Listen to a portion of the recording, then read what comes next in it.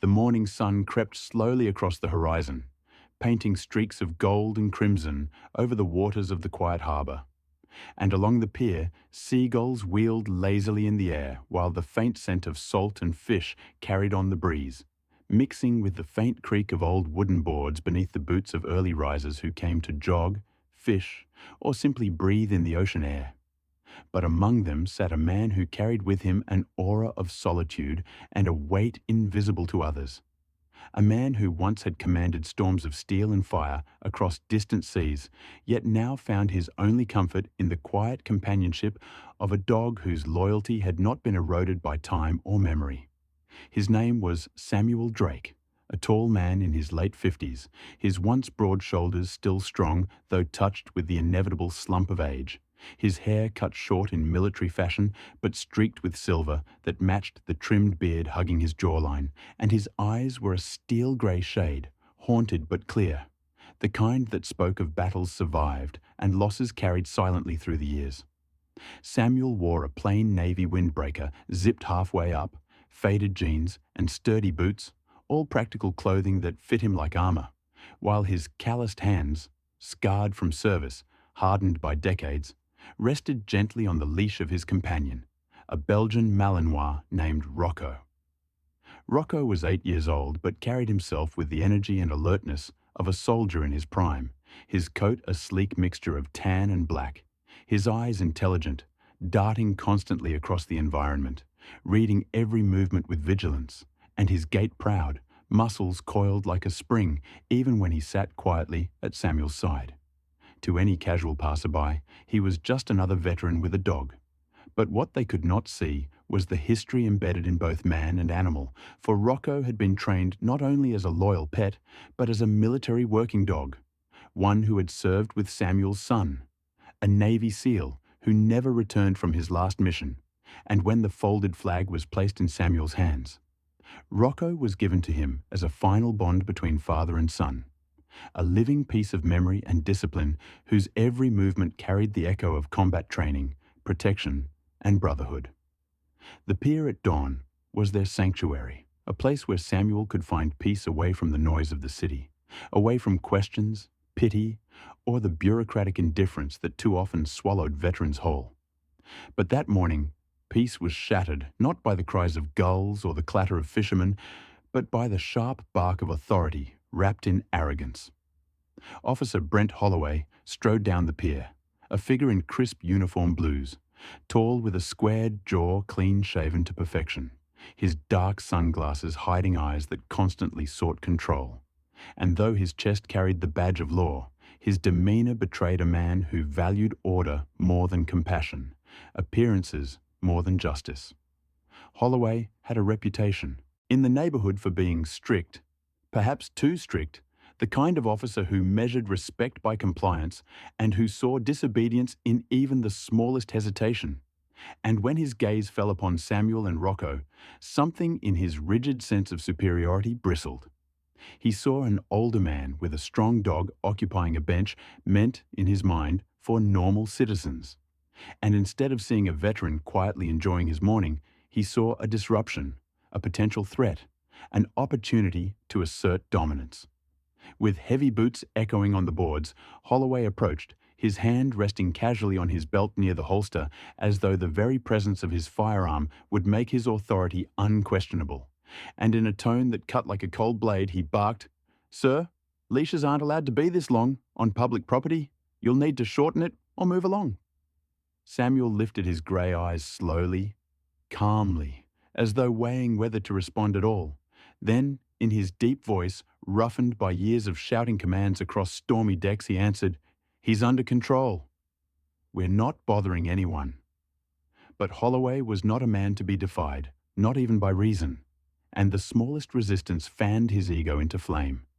So with a sharp motion, he stepped forward, reached for the leash, and in one sudden tug, he attempted to drag Rocco away from Samuel's side. The pier seemed to hold its breath, for in that instant, the calm of dawn broke into chaos as Rocco, trained in combat, reacted not like a pet yanked by a stranger, but like a soldier responding to an assault. His body twisted, his paws braced, his muscles locked, and with precision born of thousands of hours of training, he spun into a defensive stance, barking with such force and authority that even seasoned men might flinch, and in his eyes gleamed not mere fear or confusion, but the disciplined intensity of a seal dog taught to guard, to fight, and to protect. Witnesses, joggers, fishermen, an elderly couple feeding the gulls, froze in shock, their murmurs rising into gasps as the scene unfolded, while Samuel remained seated, his posture calm, though his eyes burned with restrained fury, for he knew what would come next. The inevitable clash between blind authority and earned respect. Holloway, caught off guard by the animal's controlled aggression, stepped back instinctively, though he tried to mask it by adjusting his stance, yet his arrogance could not allow retreat. And so he squared his shoulders, one hand twitching toward his radio. "Control your dog," he barked, but Samuel's reply came low and steady, a voice of command that silenced the waves themselves. "He is controlled. More than you'll ever understand." Rocco's barking ceased instantly at Samuel's single word, his body still coiled, his gaze locked on the officer like a guardian of the pier, and the crowd began to murmur louder, whispers of, "That's a veteran," and "That dog's military trained," weaving through the salt air. And in those whispers, Holloway heard something he despised: doubt, cracks in his authority, a challenge to his power. Yet what none of them knew, what even Holloway himself did not yet grasp, was that this confrontation was only the beginning. For beneath the surface of this simple tug of a leash lay a storm of revelations, buried truths, and a dog whose loyalty and training would awaken a chain of events that no one on that pier, not even Samuel himself, could have foreseen. The murmur of the gathered crowd at the pier grew restless as Officer Brent Holloway adjusted his stance, embarrassed that his attempt to assert authority had been met with a demonstration of discipline and control he could not comprehend. Yet the veteran remained calm, his posture steady, his hand resting lightly on the leash that had not moved since the beginning. And while the officer's jaw clenched with frustration, the dog's eyes gleamed with something beyond mere instinct, a presence shaped by years of specialized training, a memory of combat missions that still echoed in every muscle. Samuel Drake, though silent in that moment, was remembering as well, his mind drawn back against his will to nights half a world away, when Rocco had not been his, but his son's, a young Navy SEAL named Michael, who had inherited his father's steel-grey eyes and his stubbornness, who had laughed easily, yet carried himself with a confidence forged in fire, a man Samuel had raised on the stories of discipline, courage, and honor that he himself had learned as a sailor decades before. Michael had been tall, lean, with dark hair cropped short, a square jaw like his father's, and a smile that could melt through the hardest of days. And when he had chosen to join the SEALS, Samuel's heart had clenched with both pride and fear, for he knew what it meant to send a son into the crucible of war. Rocco had been paired with Michael during training, just a pup then, but already sharp-eyed and determined. And Samuel remembered visiting the base one autumn afternoon, watching from the sidelines as his son ran drills with the dog, barking commands, leaping over obstacles, practicing silent takedowns and controlled responses. And even then, the bond between man and animal had been unshakable, a brotherhood in its own right.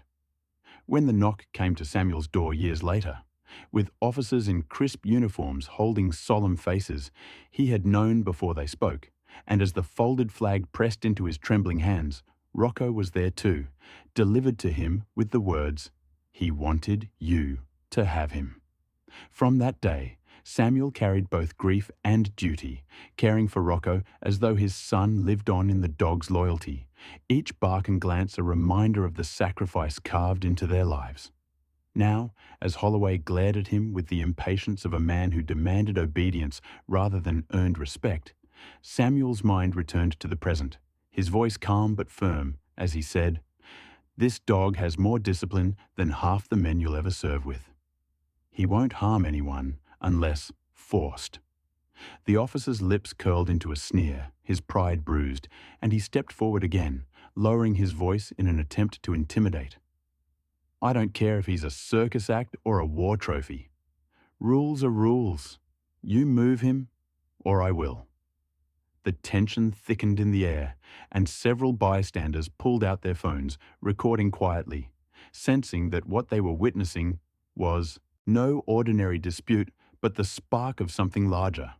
And though Samuel disliked attention, he did not flinch under the scrutiny, for he had long ago learned that dignity was not about silence, but about holding one's ground.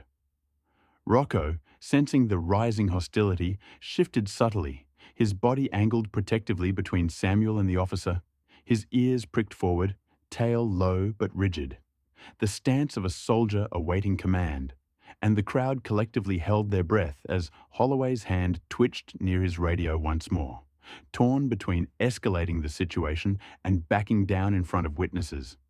But before either could make the next move, a voice cut through the air, sharp yet composed, belonging to a woman who had been jogging past but had now stopped, her toned frame clad in a bright red athletic jacket, dark leggings, and running shoes, her auburn hair tied in a high ponytail that swung as she crossed her arms.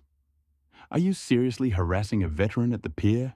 she demanded, her voice carrying authority despite her civilian clothes, and when Holloway turned to glare at her, his eyes met hers and faltered for the briefest moment. For this was not just any bystander, but Detective Laura Bennett, off-duty yet unmistakable in her confidence. Laura was in her mid-30s, with a tall, athletic build, fair skin lightly tanned from hours outdoors, and eyes of piercing green that seemed to read through deception. And her reputation in the city's homicide division was one of sharp instincts and relentless pursuit of justice. But here she stood as just another witness, unwilling to let arrogance trample respect. "This man isn't breaking any laws," she continued, stepping closer, her finger pointing deliberately toward the veteran. "And that dog is clearly under control. If you lay one more hand on them, officer, you'll regret it." The ripple of murmurs intensified, phones lifted higher, and Holloway felt the walls of public opinion closing in on him, but his pride was a prison. And instead of conceding, he barked, "Stay out of this, ma'am. This is official business." Yet the title ma'am fell flat against Laura's unyielding stance, and though she did not yet flash her badge, her presence alone shifted the balance, giving Samuel a moment to breathe as he tightened his grip slightly on Rocco's leash. Inwardly, Samuel felt gratitude, though he showed none outwardly, his soldier's face a mask of calm. But his mind was already turning, already sensing that this confrontation was not random, that fate had woven these people together on this pier for a reason he could not yet see. And as Holloway retreated half a step under the gaze of both Laura and the crowd, Samuel gave a single quiet command to Rocco, whose body relaxed immediately, sitting once more at his master's feet, though his eyes never left the officer. The discipline of the animal contrasted so sharply with the rashness of the man in uniform that whispers turned to quiet laughter. And in that laughter, Holloway's authority fractured further. Yet beneath the calm surface of the harbour, storm clouds of destiny gathered. For Samuel knew from experience that humiliation often breeds vengeance, and men like Holloway rarely forget the sting of being bested in front of witnesses. What Samuel could not yet know was how quickly this single morning confrontation would spiral outward into consequences that touched not only his own life, but the city itself, as hidden threads of military secrecy, loyalty, and corruption began to unravel, all bound by the bond between an old veteran and a dog whose training carried the legacy of a fallen SEAL. For now, though, as gulls cried overhead and the sun climbed higher, Samuel stood slowly, patting Rocco's head once, his deep voice carrying enough to be heard by those nearby. "Come on, boy. Let's go home." And though his steps were steady, his mind was already bracing, for he knew without a doubt that this was far from over. The walk back from the pier should have been uneventful, just another morning ritual of a veteran and his loyal companion. But as Samuel Drake guided Rocco through the quiet streets, the leash loose and the dog trotting calmly at his side, his mind churned with restless thoughts that refused to quiet, echoes of confrontation colliding with memories of the past. And though he carried himself with the stoic posture of a sailor who had weathered storms and battles, inside he felt the simmering anger of a man who had seen too much disrespect toward those who had given everything. Rocco, ever perceptive, sensed the tension in his master.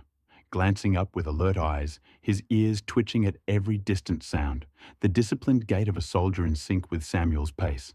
And together, they looked less like an old man walking his dog, and more like two comrades marching home after a skirmish. Their small house stood at the edge of town, a modest single story with a peeling white fence and a porch that creaked under Samuel's boots. But inside, it was neat and orderly, every object placed with precision. Photographs in frames lined across shelves. Samuel in his younger days in navy dress uniform. Michael in SEAL fatigues with his arm around Rocco as a younger dog, and medals that caught the light yet carried little comfort. The walls carried the weight of history, and Samuel often felt as though the house was less a home and more a shrine to memories he could not escape.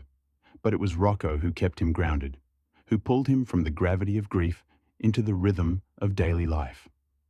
After setting down his keys and hanging his jacket, Samuel knelt before Rocco, his hand scratching behind the dog's ears. And in that moment, his steel-grey eyes softened, his voice breaking the silence. "You did well out there, boy. Just like Michael trained you." At the mention of the name, Rocco wagged his tail slightly, as though he too remembered. For dogs carry memory not in words, but in bonds. And Samuel swore sometimes he saw recognition in the animal's eyes when his son's name was spoken. He rose slowly, joints aching with age but his back still straight, and poured himself a mug of black coffee, the bitterness grounding him as he stared out the window, knowing deep inside that today's encounter had not ended on the pier, but had merely shifted onto a new battlefield. Miles away, in the sterile confines of a police precinct office, Officer Brent Holloway slammed his fist against his desk, his pride gnawed raw by the humiliation of that morning. His reflection in the dark screen of his computer showing a jaw clenched tight and eyes burning with resentment. He replayed the scene in his head, the laughter of bystanders, the sharp words of the woman who had interrupted him, and most of all, the way that dog had stared him down, not like a frightened pet, but like a soldier challenging his authority. And the memory stung deeper than he cared to admit. Holloway had risen through the ranks, not through respect or camaraderie, but through intimidation, through rigid adherence to rules that left no room for compassion. And though his uniform gleamed and his record was clean, beneath the surface lay a man whose insecurities drove him to dominate, to prove constantly that he was in control. The veteran's calm defiance had exposed a crack in that armor, and Holloway swore to himself that he would not let it stand. He began digging through records, typing the name Samuel Drake into the system, scanning old files and notes, his mind searching for something, anything, that could be twisted into leverage. And though the system yielded little of consequence, just a retired Navy officer with an honorable record, Holloway's eyes narrowed when he found one detail: the dog, Rocco, listed once in a transfer note, connected to Naval Special Warfare K9 Division, flagged confidential. Holloway didn't fully understand the implications, but the word confidential was enough to spark curiosity and resentment in equal measure. Why did this old man and his dog carry secrets when he, a law officer, was being mocked on camera in broad daylight? Back at the house, Samuel sat at the kitchen table, the silence interrupted only by the ticking of an old clock, and his mind drifted again to Michael, to the day he first met Rocco during training exercises. He remembered standing at the edge of the field, watching his son bark commands: heel, down, attack, and Rocco responding with flawless precision, leaping over barriers, tackling padded trainers with calculated force, retreating at the slightest whistle. A partnership that seemed less like handler and dog and more like brothers in arms. Michael had written letters too, filled with stories of how Rocco had saved lives during missions, how the dog had detected explosives where machines had failed, how in the dead of night when fear crept in, the steady breathing of his canine partner had kept him grounded. And then came the letter Samuel could barely bring himself to reread, the one written just weeks before his son's last mission, where Michael had said, "Dad, if anything ever happens to me, I want you to take care of Rocco. He's not just a dog, he's family. He'll protect you as he's protected me." Samuel reached across the table and picked up that letter, yellowed now, folded at the corners, but still carrying the weight of a promise, and he whispered quietly into the empty room, "I'll keep him safe, son." Always unbeknownst to Samuel, shadows had already begun to gather beyond his control. The video from the pier was circulating online, uploaded by bystanders who had captured the standoff, and within hours it was spreading. Veterans groups commenting support for Samuel, ordinary citizens sharing outrage at Holloway's behaviour, and whispers beginning in the corners of military circles who recognised something more in Rocco's controlled response than met the eye. Among those who stumbled upon the clip was Commander Richard Harlan, a Navy officer with greying hair and sharp eyes who had once overseen SEAL K-9 operations, and as he replayed the video on his laptop, leaning forward in his dimly lit office, his lips pressed into a thin line. He recognized Rocco instantly, for he had approved the dog's deployment years ago, and his mind filled with questions. Why was Rocco in civilian hands? How much of his training had endured? And most troubling of all, what would happen if someone sought to misuse that training? With a deep sigh, Harlan picked up his phone, muttering, "This is going to get complicated." Meanwhile, in his modest home, Samuel sensed none of the growing storm outside his door. Only the steady companionship of Rocco curled at his feet, the dog's ears twitching as though listening to sounds his master could not hear. And Samuel leaned down to murmur, "We've weathered worse, haven't we, boy?" Rocco thumped his tail once, a silent agreement, and in that moment, man and dog sat together in fragile peace, unaware that their bond was about to be tested not just by petty arrogance, but by forces that reached into the highest levels of power, forces that would soon bring the SEAL dog's legacy roaring back to life in a world unprepared for its full weight. The next morning broke with a brittle light. Clouds stretched thin across the horizon, as though the sky itself braced for conflict.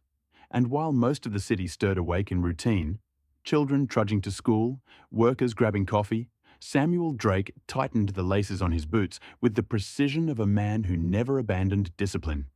His thoughts unsettled by the previous day, yet tempered by the calm presence of Rocco, who waited near the door, posture upright, eyes sharp, tail still as if awaiting orders.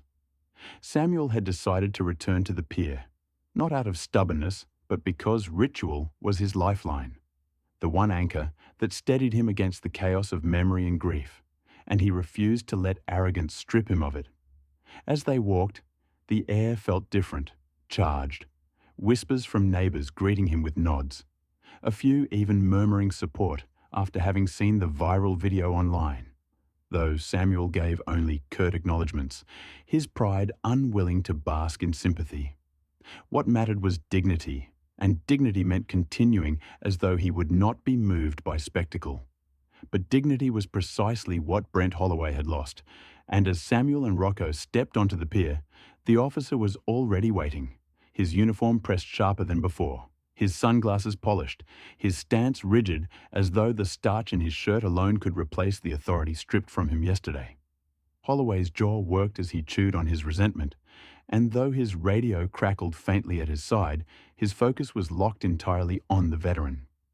The crowd was smaller today, only a handful of early risers and fishermen, but their eyes sharpened with anticipation, for news had spread, and everyone seemed to sense that yesterday's skirmish had left unfinished business. "Back again?" Holloway's voice carried, cool but edged with venom. "I thought you'd learned yesterday that this pier isn't yours." Samuel met his gaze without blinking, his voice calm but carrying the weight of years. "This pier belongs to the people, not to you. And I don't scare easy." Rocco shifted beside him, his ears forward, his gaze steady on the officer, and Holloway's lips curled into a thin smile, not of humor, but of spite. "You think that mutt makes you untouchable? Let's see how he does without your leash." In one sudden movement, faster than yesterday, Holloway lunged, his hand seizing the leash near Rocco's collar, and he yanked hard, trying to drag the dog away once more. But this time, Rocco's training flared like a spark catching fire. The dog twisted low, muscles coiling, teeth bared in a snarl not of wild rage, but of controlled response. And with a move drilled into him during years of SEAL training, he wrenched free, pivoting around Holloway's grip and knocking the officer's legs out from under him in one swift maneuver that left the crowd gasping. Holloway hit the pier's wooden boards with a thud, his sunglasses clattering. Away, his face twisted in shock as Rocco stood poised, growling low, eyes locked on him like a soldier waiting for the order to strike. Samuel did not move from his spot. Instead, his voice rang out, deep and commanding. "Rocco, hold!" Instantly the growl ceased, the dog standing like a statue over the fallen officer, his discipline more impressive than any act of violence, and murmurs spread through the onlookers. "That dog's military! Did you see that?" He didn't even touch him. Phones were already raised, recording the moment as Holloway scrambled to his feet, his face red with humiliation, his hand instinctively reaching for his baton, though he stopped short of drawing it, the weight of the cameras heavy on him. "Control that animal or I'll—" But Samuel's voice cut him off, cold and sharp. "Or you'll what? Beat an old man and a war dog in front of half the town? Go ahead, show them what kind of officer you are." The silence that followed was broken only by the gulls overhead, their cries sharp as knives, and Holloway's hand trembled near his belt, torn between pride and fear. But before he could decide, a voice called out from the edge of the pier, firm and commanding. "Stand down, Holloway!" All eyes turned to see Detective Laura Bennett striding toward them, this time not in jogging clothes but in her tailored blazer and slacks, her badge clipped at her hip, her auburn hair neatly tied back, her green eyes burning with the authority of the law she upheld. She walked straight past the murmuring crowd, her presence slicing through tension like a blade, and stopped between Samuel and the officer. "I warned you yesterday," she said, her voice low but carrying, "and you ignored me. Now you've assaulted both a civilian and his property." Your finished Holloway's face drained of color, his mouth opening in protest, but Laura lifted a hand, silencing him. "Don't. Every one of these witnesses has their cameras on, and I've seen enough." She turned to Samuel then, her tone softening slightly. "Sir, are you all right?" Samuel gave a single nod, his voice steady. "I'm fine." He didn't lay a hand on me.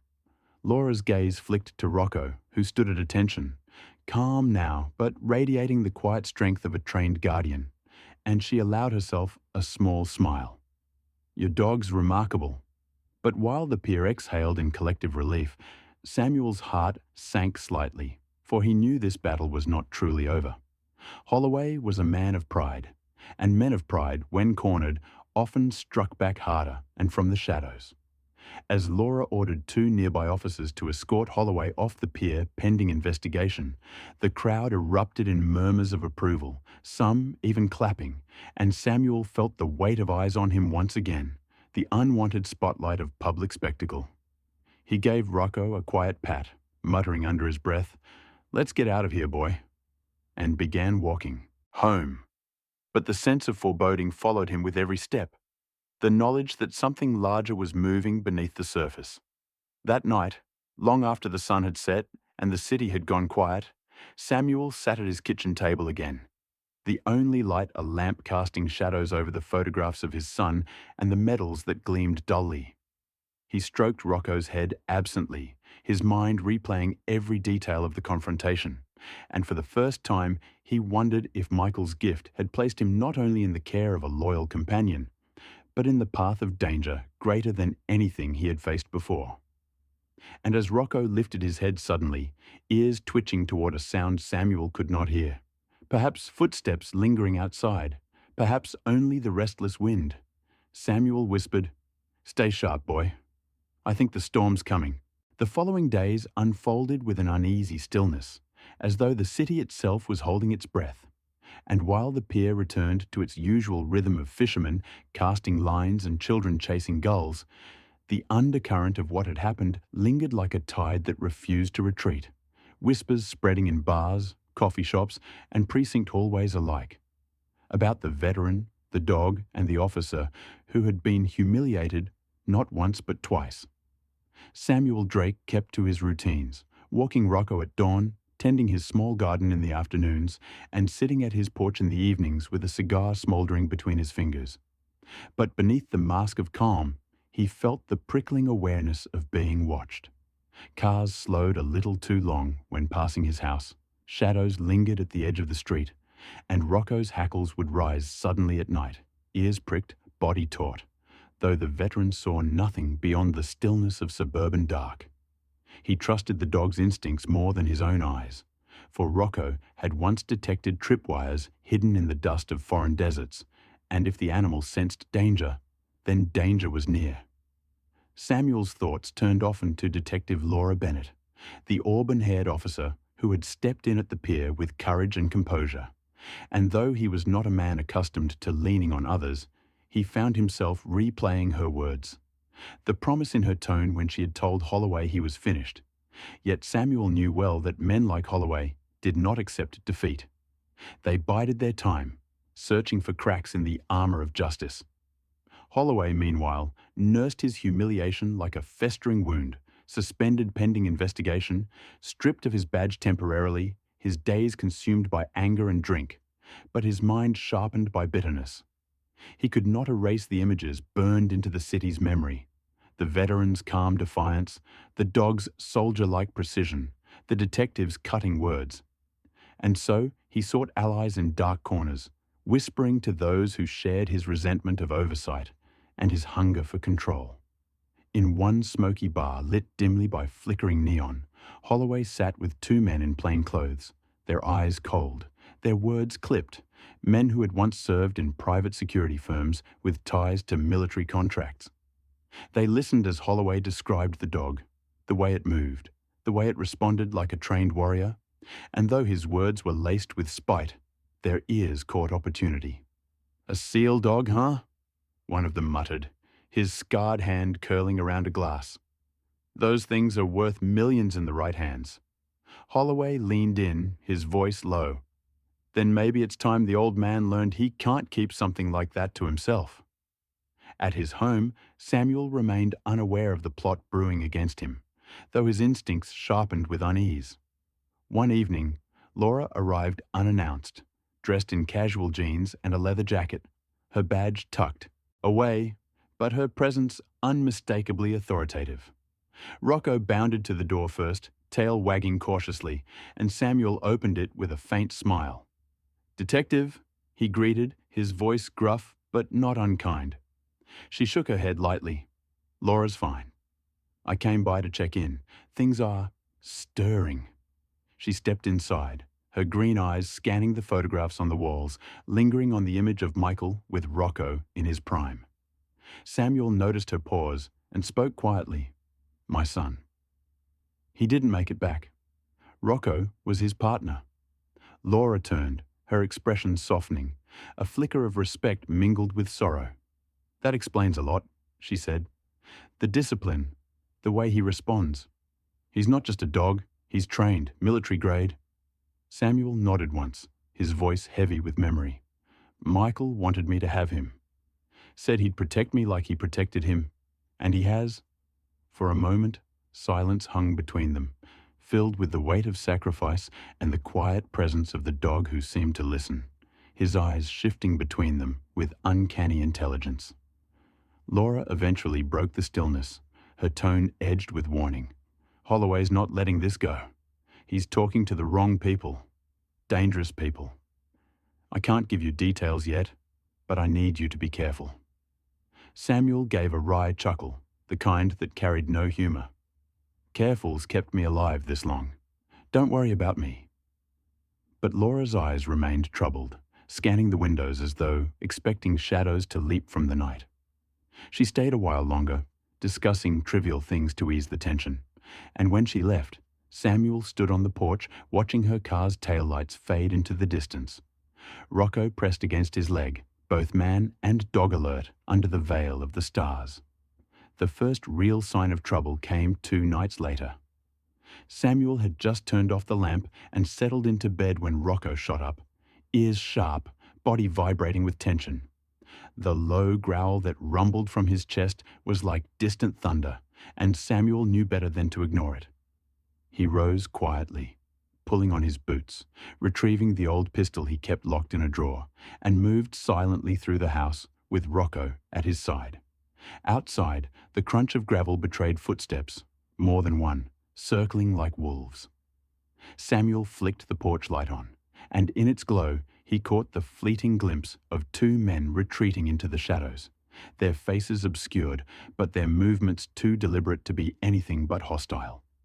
Rocco lunged to the end of the porch, barking in that deep, commanding tone, the kind that froze intruders in their tracks, and Samuel leveled his pistol, though he did not fire, his voice carrying like the boom of a ship's cannon. "You're on the wrong property. Next time you step closer, you won't walk away." The shadows dissolved into the night, the crunch of footsteps retreating fast, and the silence that followed was heavier than before. Samuel lowered the gun slowly, patting Rocco's head, his voice low but steady. "Good boy. Just like Michael taught you." Yet his mind was already turning, calculating, knowing now with certainty that Holloway's humiliation had mutated into something darker, that his enemies were no longer bound by badges and procedure, but by desperation and greed. The next day, Laura arrived again, this time with a file tucked under her arm, her face grave. She set it on Samuel's kitchen table, flipping it open to reveal photographs of the 2 men who had been seen near his house, both tied to private security firms with questionable reputations, both known to operate in grey shadows where law blurred into profit. "They're after Rocco," she said bluntly. "To them, he's not a loyal companion. He's a weapon, and Holloway's given them the scent."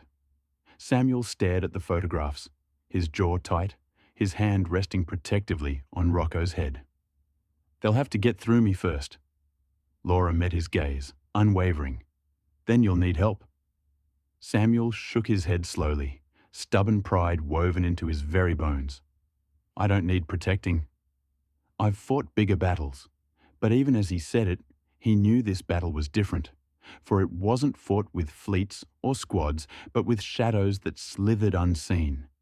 And the one constant he had was the dog at his side, the living legacy of his son, whose loyalty and training would soon be tested in ways neither of them had yet imagined. The night came alive with chaos when the shadows finally struck, no longer content to circle from afar, but converging on Samuel's modest home with the precision of men who had planned their approach, boots crunching softly on gravel, flashlights flickering briefly before cutting out, silence folding over the neighborhood like a shroud. Samuel, already awake with that old sailor's intuition that never dulled, rose from his chair before the first foot crossed his lawn, his pistol heavy in his hand, his steel grey eyes calm, though his heartbeat thudded like a drum of war. And beside him, Rocco stood rigid, muscles coiled, his ears pricked forward, his body trembling, not with fear, but with the electric readiness of a soldier awaiting command. The first intruder came fast, a tall man in dark clothing, his face masked, his gloved hand reaching for the latch of the gate. But before Samuel could lift his weapon, Rocco launched like a bolt of lightning, leaping through the air with terrifying grace, his body colliding with the man's chest and sending him crashing into the grass, the growl ripping from his throat not wild but disciplined, his teeth bared inches from the man's throat as he froze him in place. Another figure lunged from the side, raising a baton, but Samuel's voice cut through the night like thunder. "Rocco, disengage!" The dog obeyed instantly, retreating and repositioning, giving Samuel the opening to step forward, his pistol leveled. "Back off, or you'll regret breathing." But the men did not back down. More shadows emerged, 5, 6, circling the porch, their movements coordinated, their purpose clear. They had come for Rocco, not for Samuel, and in their eyes gleamed the greed of men who saw only a weapon disguised as a dog, not the legacy of a fallen SEAL or the loyalty of a companion. Samuel knew he could not fight them all, but he also knew he was not alone. Rocco, trained for combat, surged forward again at his command, his body weaving between attackers, snapping at weapons, dodging strikes with the uncanny precision drilled into him years ago. Each movement a memory of Michael's voice, each bark the echo of training sessions under desert suns. Samuel fired once into the air, the crack splitting the night, a warning, a declaration, and from down the street lights flicked on, neighbors peering out, voices rising, and within minutes the shriek of sirens pierced the tension. But the intruders pressed harder, desperate to finish what they had begun before law could arrive. One swung a pipe at Samuel, but Rocco intercepted, his body slamming into the man's legs, dropping him with a cry, and the others hesitated, shocked by the dog's skill, realizing too late that this was no ordinary animal. Then came the moment that shifted everything. As Samuel fought to steady his aim against two advancing men, a gunshot rang out, not his, and the bullet shattered the wooden beam of the porch inches from his head. Adrenaline surged, and Rocco responded with lethal efficiency, his body launching toward the source of the shot, colliding with the gunman in a blur of fur and fury, disarming him in seconds, pinning him with the precision of a SEAL dog who had been trained not merely to attack, but to neutralize. The crowd of intruders faltered, and into their hesitation strode a figure in plain clothes, but with authority radiating from every line of her frame. Detective Laura Bennett, her badge glinting faintly as the sirens drew closer, her sidearm leveled steady as her green eyes burned. "Police! Drop your weapons!" she commanded, her voice slicing through panic. And in that instant, the tide turned.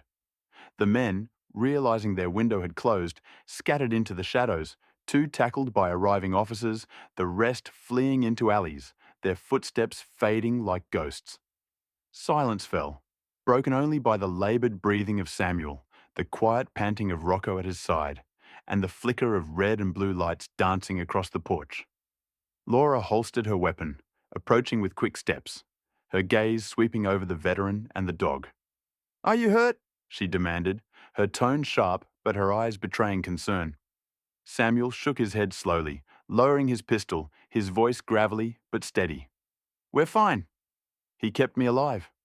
He gestured to Rocco, who sat obediently now, his tongue lolling slightly, his eyes bright with the fire of victory. Laura crouched to meet the dog's gaze, her hand resting gently on his head. "You're something else, aren't you? No wonder they wanted you." She looked back at Samuel, her voice lowering. "This isn't just about Holloway anymore. Word's out about Rocco's training. You need protection, and not just from me." Samuel's jaw tightened, his pride flaring, but as he looked around at the shattered piece of his home, at the neighbors whispering on their porches, at the officers cuffing the men who had been captured, he knew she was right. Rocco was not just his companion, he was a target, and targets attracted enemies.